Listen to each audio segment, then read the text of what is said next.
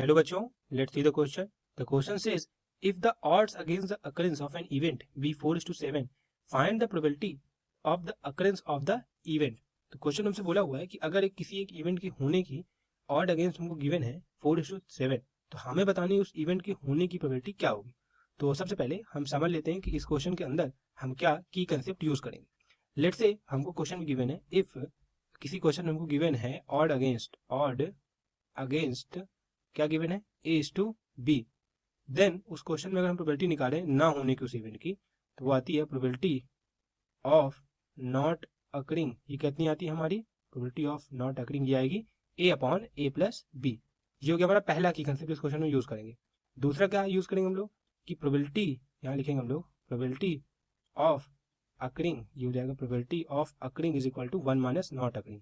ये हमारा कंसेप्ट दूसरा है. तो यहाँ लिखेंगे हम लोग probability of occurring of an event is equal to 1 minus probability of not occurring of that event.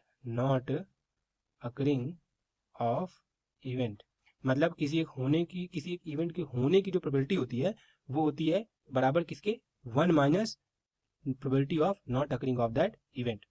तो यही दो कॉन्सेप्ट क्वेश्चन में अप्लाई करेंगे. तो क्वेश्चन को क्या गिवन है, यहाँ पे हम लोग लिखते हैं given, this is given odd against, हमको क्वेश्चन में गिवन है क्या गिवन है 4:7. ऑड अगेंस्ट क्या गिवन है 4:7.